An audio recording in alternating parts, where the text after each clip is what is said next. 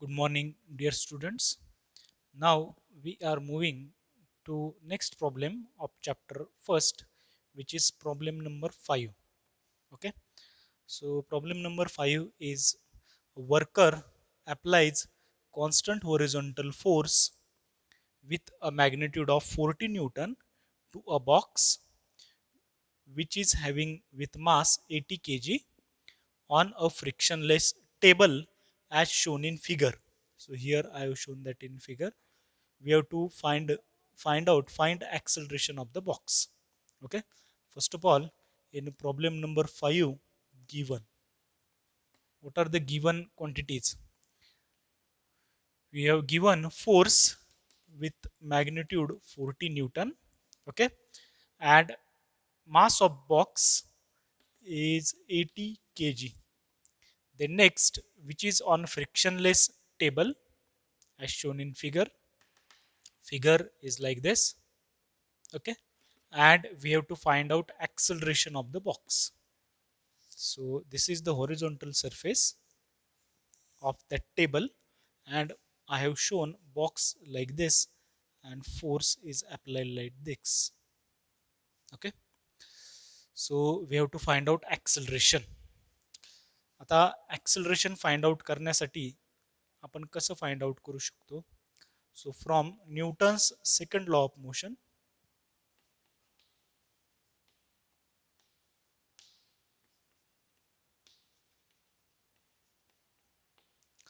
जर आपण ह्या बॉक्ससाठी Newton second law of motion apply केला तर आपल्याला माहिती आहे की ह्या बॉक्सवर अप्लाय होणारा फोर्स म्हणजे हा सोडून कोणता असणार आहे? एक्सटर्नल फोर्स, जो आपण होरिझॉन्टल सरफेसच्या अलॉंग अप्लाय केलेला आहे. So that force is equal to काय असणार आहे? Mass into acceleration. ओके. आता हा जो फोर्स आहे, या फोर्समुळे फक्त त्याचं मोशन होरिझॉन्टल डायरेक्शनला झालेलं आहे. त्याच्यामुळं हे आपलं इक्वेशन असेल अलॉंग धिस डायरेक्शन. एकच ॲक्सिसची गरज असेल आपल्याला, ज्याला आपण एक्स ॲक्सिस म्हणूया. Along x axis applied force is F, mass त्या ऑब्जेक्टचं एम, आणि ए ॲक्सलरेशन. आता जर फ्रिक्शनलेस टेबल आहे त्याच्यामुळे आपण फ्रिक्शनल फोर्स घेणार नाही. जर आपल्याला फ्रिक्शन असेल तर फ्रिक्शनची प्रॉपर्टी असते की ज्या डायरेक्शनला त्या ऑब्जेक्टचं मोशन असेल त्याच्या नेहमी अपोजिट डायरेक्शनला तो फोर्स प्रेझेंट असतो. म्हणजे इकडं असेल तर अपोजिट डायरेक्शनला इकडं, तिकडं असेल तो. पण आता फ्रिक्शनलेस म्हटलेलं आहे त्याच्यामुळे तो फ्रिक्शनल फोर्स येणार नाही. आपलं डायरेक्ट हे इक्वेशन होईल, F is equal to mass into acceleration. So याच्यावरून आपण ॲक्सिलरेशन फाइंड आउट करू शकतो. ॲक्सिलरेशन इज इक्वल टू काय येईल? Force divided by mass. आता फोर्स किती आहे? 40 न्यूटन. हे सगळे एम केसमध्ये डिवायडेड बाय मास किती आहे? 80. So 40 upon 80 is 1/2, which is 0.5 meter per second square. So this is the required acceleration of that block. Okay. Now moving to problem number 6.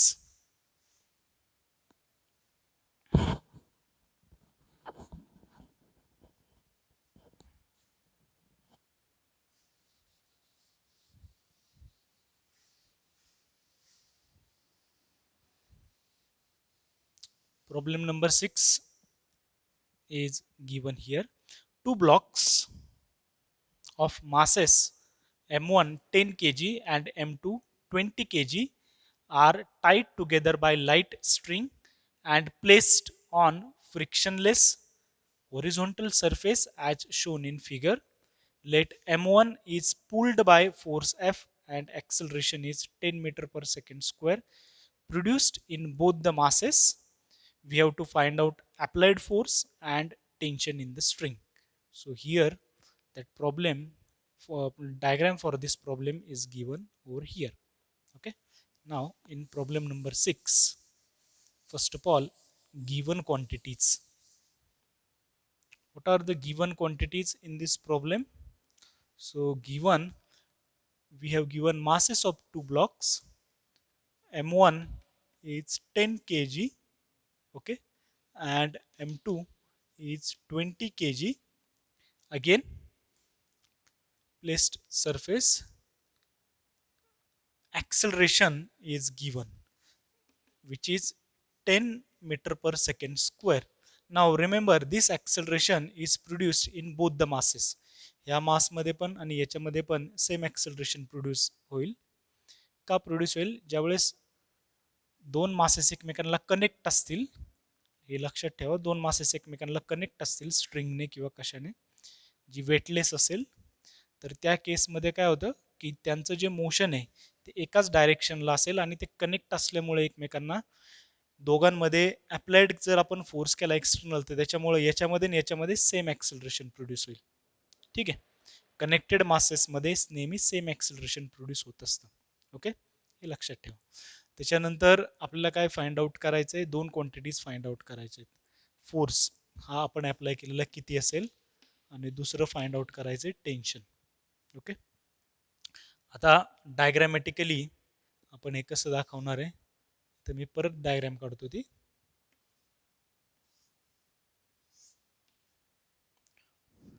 This is M2 and this is M1 and force applied on this mass.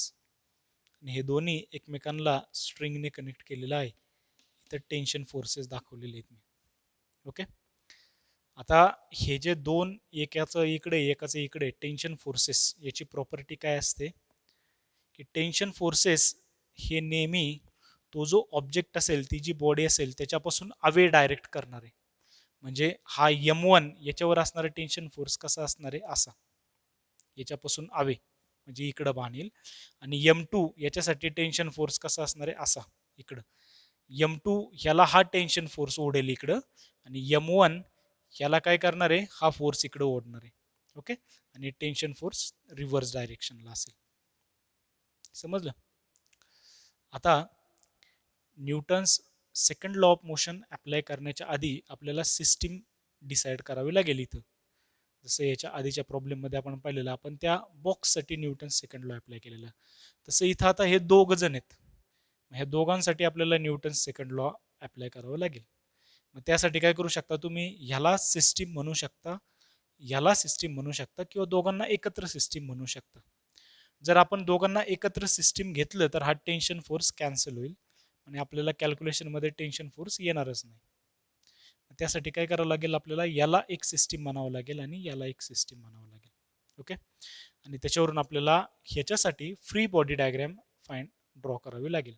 Okay, मग free body diagram कशी draw करणार आपण?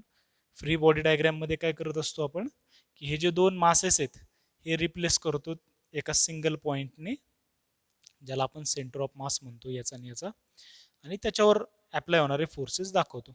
Okay, so free body diagram हे खूप important आहे, free body diagram, कारण याच्यावरूनच आपण काय करतो की त्याच्यावर फोर्सेस नक्की कसे अप्लाय होतील ते इक्वेशन्स लिहित असतो न्यूटन सेकंड लॉ. आता पहा, हा जो मास आहे M2 हा आपण सिंगल पॉईंटने दाखवणार आणि M2 याच्यावर फक्त T2 हाच T हाच फोर्स अप्लाय होईल, जो मी तुम्हाला सांगितले इकडे. M1 ओके, याच्यावर हॉरिझॉन्टल डायरेक्शनला कोणता कोणता फोर्स अप्लाय होईल? इकडे अप्लाय होईल फोर्स F, आणि टेन्शन फोर्स याच्यासाठी कसा असणार आहे? याच्यापासून अवे, त्याच्यामुळे तो फोर्स कसा असणार आहे? असा.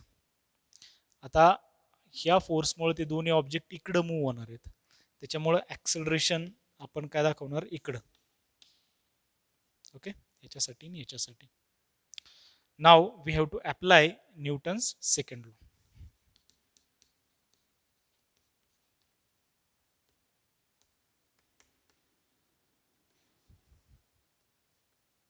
when we apply Newton's second law of motion, आता M2 याच्यासाठी जर आपण अप्लाय केला तर आपल्याला माहिती आहे की एक्सटर्नल फोर्स M2 याच्यावर कोणता आहे? फक्त tension force. So T is equal to M2 into A. M2 ह्या मासवर एक्सटर्नल फोर्स कोणता असणार आहे? फक्त टेन्शन फोर्स, जो काय असणार आहे? त्याचं मास मल्टिप्लाय बाय ॲक्सेलरेशन. सिमिलरली याच्यासाठी कसं आपल्याला दाखवता येईल न्यूटन सेकंड लॉ? ओके, याला म्हणा इक्वेशन 1. आता ॲक्सेलरेशन इकडे, ओके, म्हणजे एक्सटर्नल फोर्स काय केल पहा, ह्या ऑब्जेक्टवर एक्सटर्नल फोर्स कोणता असणार आहे? हा आपण अप्लाय केलेला फोर्स, आणि प्लस असणारे टेन्शन फोर्स जो याच्या अपोजिट आहे. मी तुम्हाला याच्या आधी सांगितलं की टेन्शन फोर्स नेहमी कसा असतो, तो जो ऑब्जेक्ट असेल त्याच्यापासून अवे, त्याच्यामुळे याच्यावर काय येईल की फोर्स आणि न्यूटन सेकंड लॉ अप्लाय केला तर फोर्स इकडे minus tension force is equal to याचं मास आहे M1 आणि ॲक्सलरेशन आहे A. याला म्हणा इक्वेशन 2. आता हे दोन इक्वेशन आलेले आहेत आपल्याकडं. ह्या दोन इक्वेशन वरून आपल्याला ह्या दोन क्वांटिटी फाइंड आउट करायच्यात, फोर्स आणि टेन्शन. ओके, मग त्यासाठी काय करावं लागेल, हे दोन इक्वेशन आपल्याला कंबाईन करून सोडवावे लागतील. ओके, पहा, जर तुम्ही हे दोन इक्वेशन ॲड केले तर इथं लेफ्ट हँड साईडला टी आहे आणि याच्या लेफ्ट हँड साईडला मायनस टी.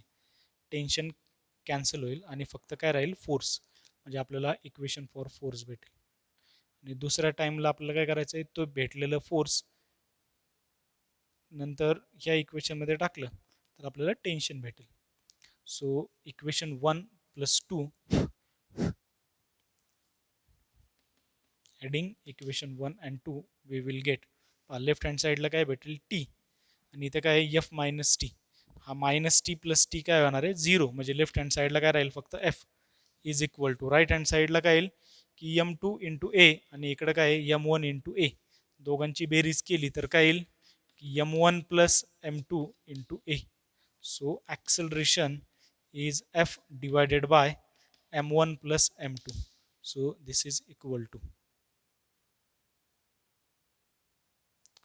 सॉरी आपल्याला फोर्स पाहिजे त्यामुळे ॲक्सलरेशनचं इक्वेशनची काही गरज नाही आहे, हे डायरेक्ट सबस्टिट्यूट करूया आपण. So force is equal to, M1 दिलेलं आहे आपल्याला 10 kg, सगळे एम केसमध्ये आहेत, M2 20 आणि multiply by acceleration is 10. So this is equal to, so 10 plus 20 is 30 into 10, which is 300. So force is 300 Newton. Okay, now to find out equation for tension. आता tension तुम्ही directly ह्या equation वरून find out करू शकता. So from equation 1, T is equal to M2. M2 किती आहे आपला, 20 multiply by acceleration किती दिलेलं आहे आपल्याला, 10. So 20 into 10, this will become 200 Newton. Okay, so force is 300 Newton and tension is 200 Newton. Okay, so हा आपला 6 नंबरचा प्रॉब्लेम झालेला आहे. आता नाव मूविंग प्रॉब्लेम नंबर 7.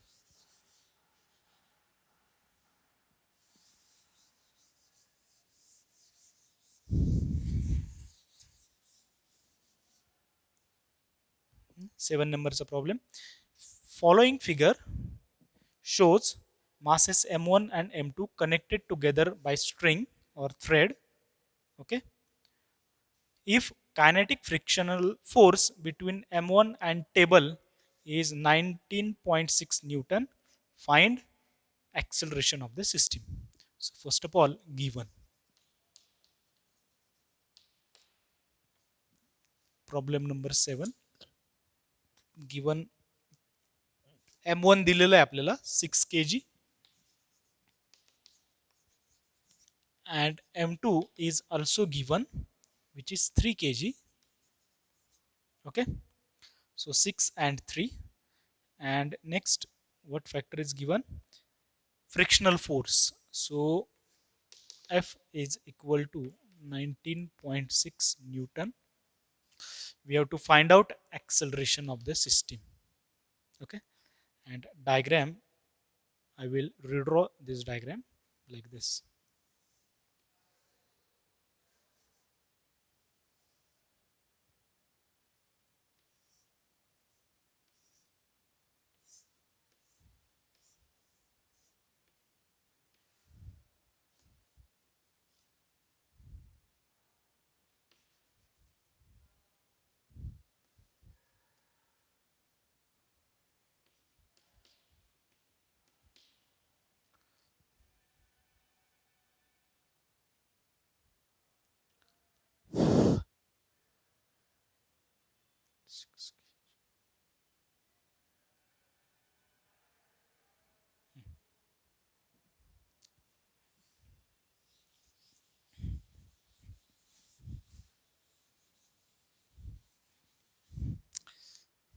नाव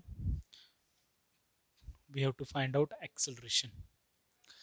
आता before finding acceleration we must apply Newton's second law of motion. त्यासाठी आपल्याला काय करावं लागेल, आधी फ्री बॉडी डायग्राम काढावी लागेल. आता याच्या आधी आपण पाहिलं होतं की जर दोन मासेस एकमेकांना कनेक्ट असतील, हे कनेक्टेड आहेत एकमेकांना, मग ज्यावेळेस मोशन परफॉर्म होईल त्या ह्या दोन ऑब्जेक्टचं, त्यावेळेस काय असणार आहे की दोघांमध्ये इक्वल ॲक्सेलरेशन असणार आहे. ओके. आता ॲक्सेलरेशनची डायरेक्शन, हा जो ब्लॉक आहे हा कुठं मूव्ह होणार आहे, इकडं. त्याच्यामुळं ॲक्सेलरेशन याच्यासाठी कुठं असणार आहे, इकडं. आणि ह्या ब्लॉकसाठी हा ब्लॉक कुठं मूव्ह होणार आहे, ब्लॉक खाली. त्याच्यामुळे त्याची ॲक्सेलरेशनची डायरेक्शन असणार आहे डाऊनवर्ड. ओके. आता फ्री बॉडी डायग्राम काढण्यासाठी आपल्याला काय करावं लागेल, we have to replace this masses by its their centre of मास.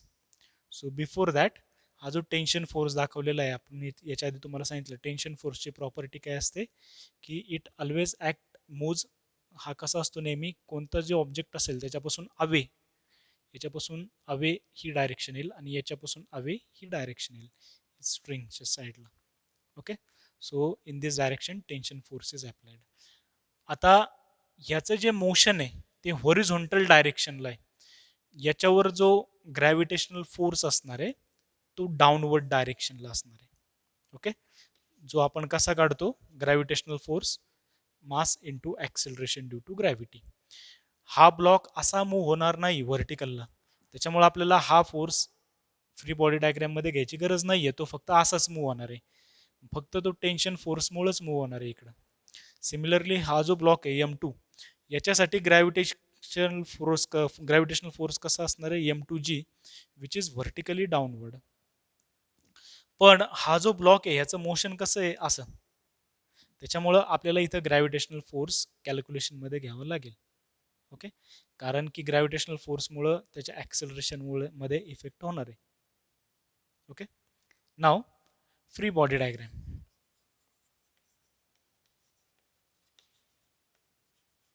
आता पहा, पहिल्या ब्लॉकसाठी अजून आपल्याला फ्रिक्शनल फोर्स पण दिलेला आहे. ओके. 19.6 kinetic friction. हा ऑब्जेक्ट इकडं मूव्ह होईल. याच्या आधी मी तुम्हाला सांगितलं की कोणताही ऑब्जेक्ट ज्या डायरेक्शनला मूव्ह होत असतो त्याच्या अपोजिट नेहमी फ्रिक्शनल फोर्स असतो. म्हणजे फ्रिक्शनल फोर्स कसा येईल, असा.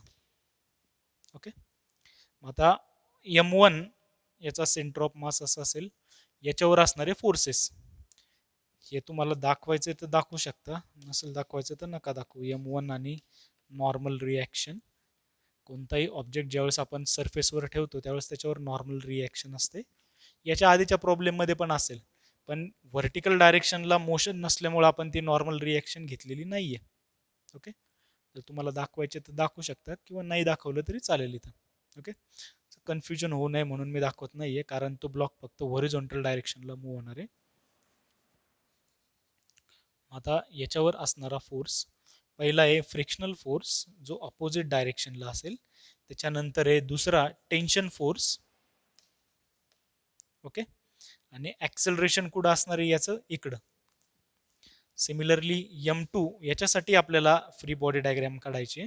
सो फोर्स M2G डाऊनवर्ड डायरेक्शनला, त्याच्यानंतर टेन्शन फोर्स वरच्या डायरेक्शनला असणार आहे, आणि ॲक्सेलरेशन याच्यासाठी कुठं असणार आहे, डाऊनवर्ड डायरेक्शनला. Now after this free body diagram we have to apply Newton's second law of motion.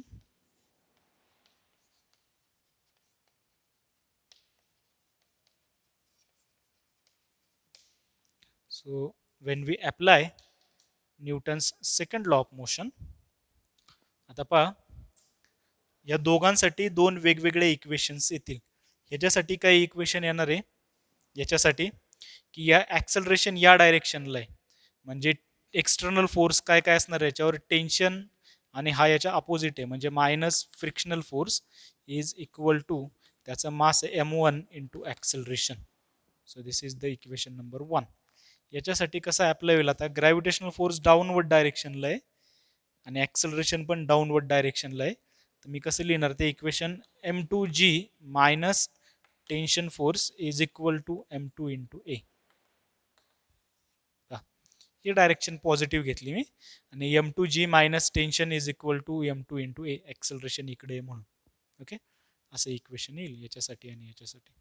आता इक्वेशन 1 आणि 2 असे कंबाईन करायचे आहेत आपल्याला, की आपल्याला काय भेटलं पाहिजे, इक्वेशन फॉर ॲक्सलरेशन. ओके. मग काय केलं, टेन्शनची टर्म घालवण्यासाठी इकडे टी आहे आणि इकडे काय आहे मायनस टी, दोघांची काय केली ॲडिशन केली.